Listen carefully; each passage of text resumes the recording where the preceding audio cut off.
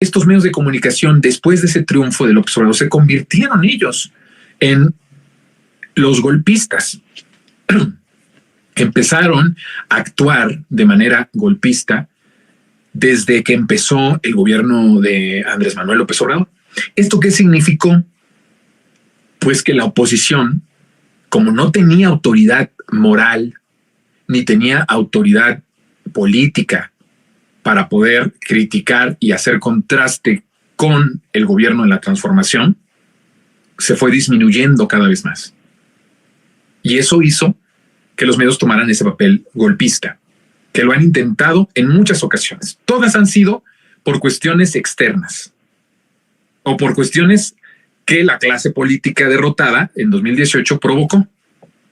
Si usted se da cuenta, todos los males que le vinieron a López Obrador desde 2018 ahora 2023, no fue por un error de diciembre, como fue con Salinas, con Salinas y con Zedillo, que provocan una crisis económica, una crisis de fuga de capitales, una crisis de devaluación, de inflación y de todo, y del empobrecimiento sistemático de los mexicanos por su proyecto político y económico.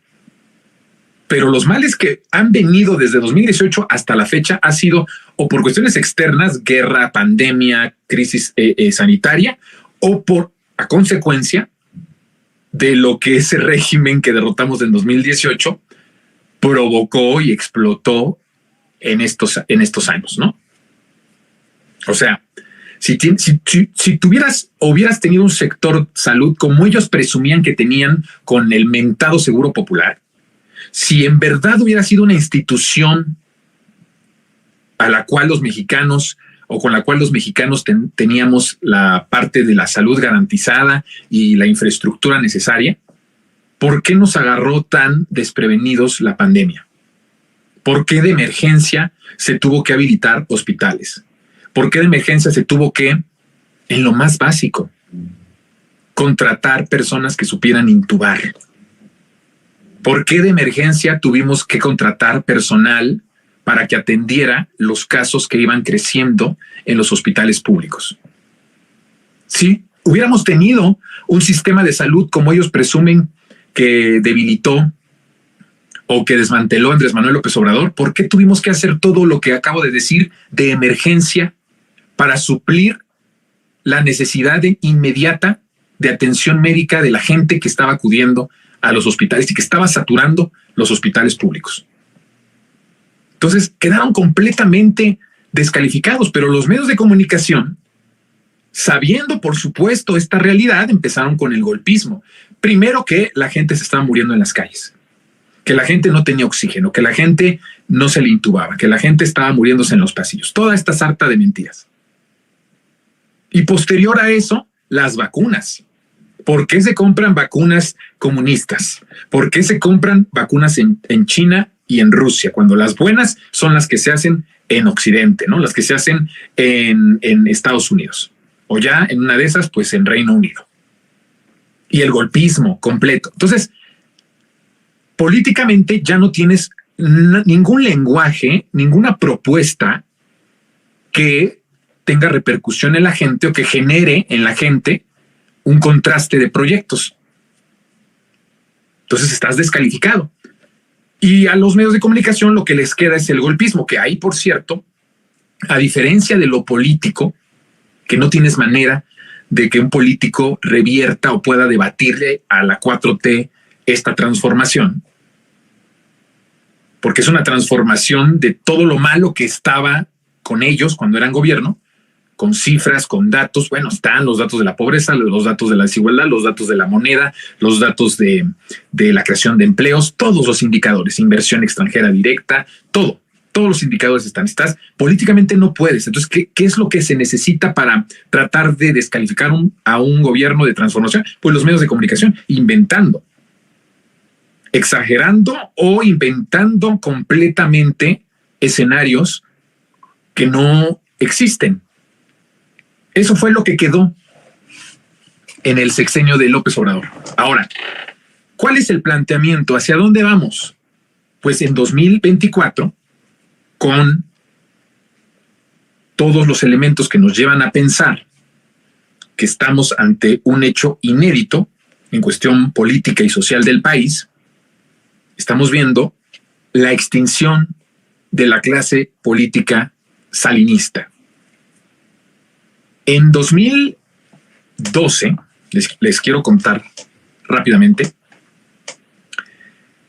hay una especie de rebeldía por parte de un grupo que, aunque había crecido y se había formado en los tiempos del salinismo, no era como tal esa clase política que gobernó al país desde 1988. Hay una especie de rebelión al interior del régimen salinista neoliberal. Quien lo comanda es Luis Videgaray, quien es la imagen hacia afuera, la construcción mediática del personaje por el cual iban a imponer esta rebeldía, este cambio en el sistema, en el régimen salinista neoliberal, era Enrique Peña Nieto. Pero la cabeza de esta planeación era Luis Videgaray. El planteamiento de esta nueva clase política, por decirlo así, era romper con ciertos aspectos medulares del salinismo neoliberal para poder ampliar fronteras en un mundo en donde, por cierto, Luis Videgaray, no quiero decir Enrique Peña Nieto, porque decir que Enrique Peña Nieto pensaba o visualizaba es darle mucho crédito, aunque yo he dicho que el que seas pendejo no quita que seas perverso. Puedes ser muy tonto, muy estúpido y ser perverso. Pero bueno, asumamos que pensó también Enrique Peña Nieto. Tenían una visión de mundo muy distinta y contraria a la derecha más tradicional de nuestro país.